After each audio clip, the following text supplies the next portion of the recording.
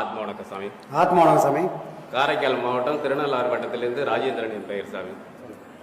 சிறு அனுபவத்தை ஐயாவை சந்தித்ததில் நானும் ஒரு பகிர்ந்துக்கணும் எனக்கு ஒரு ஆசை. ஒரு 20 ஆண்டுகளுக்கு முன்னாடி நான் ஒரு ஐயாட்ட சொல்லியிருந்தேன், வேறு ஒரு குழப்ப தேடி சென்னைக்கு வந்திருந்தேன்.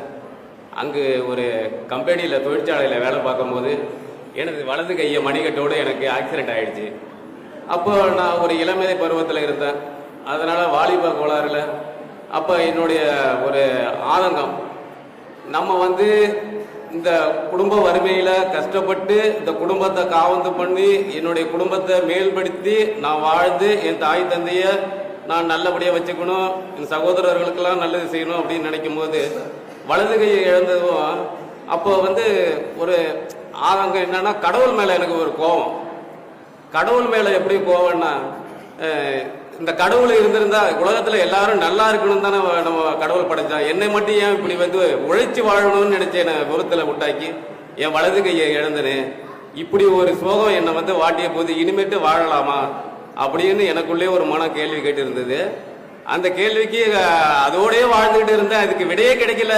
என்ன செய்யறது, என் விதியா இல்ல இந்த கடவுளே வணங்கல. அதுக்கப்புறம் கடவுளே வணங்காம ஒரு போக்கிரியாவே இருந்துட்டேன்.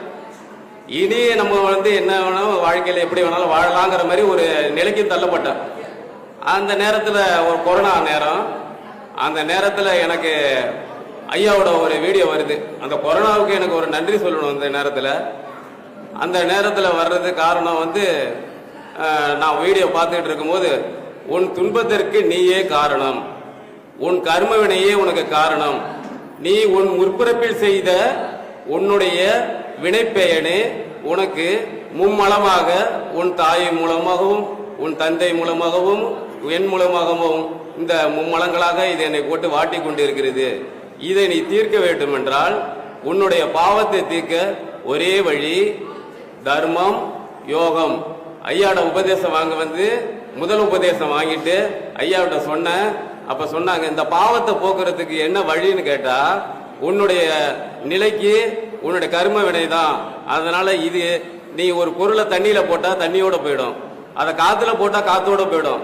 அப்ப தீயில ஒரு பொருளை போட்டா அது இருக்கிற இடம் தெரியாம போயிடும்.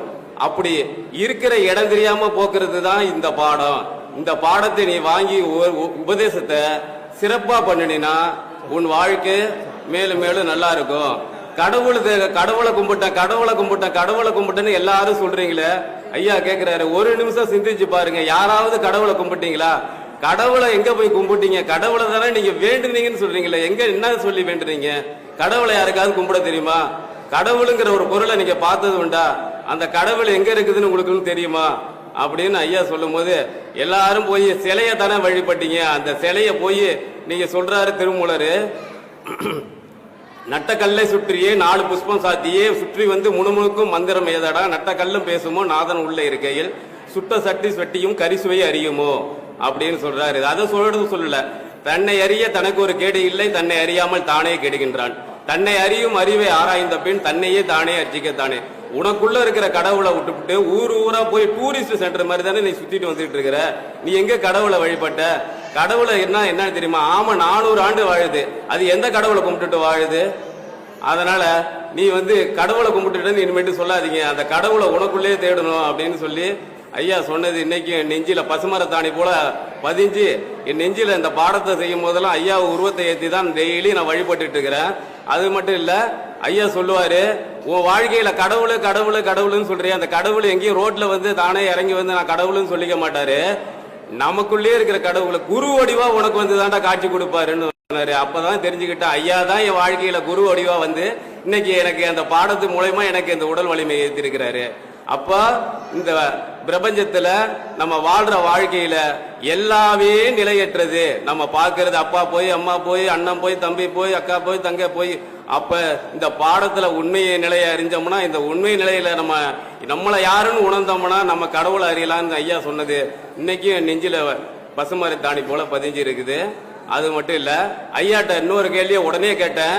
ஐயா வந்து இதுமாரி ஒரு கையில குடும்பத்தை பிடிங்க, ஒரு கையில வந்து கடவுளை பிடிங்கன்னு சொல்லியிருக்கீங்க. எனக்கு இருக்கிறது ஒரு கை தானே, இந்த ஒரு கையில நான் எப்படி குடும்பத்தையும் ஆன்மீகத்தையும் பிடிப்பேன்னு சொன்னேன். பட்டார்னு உடனே ஒரு 5 செகண்ட் கூட அந்த வினாடி கூட ஐயா தாமதிக்கல. உடனே ஒரு பதில் சொன்னாங்க. ஒரு கை இல்லாதவன் 2 கை உள்ளவன் இந்த கையில 1000 ரூபாய் பணத்தை வாங்குவான், இன்னொரு கையில 1000 ரூபாய் பணத்தை வாங்குவான்.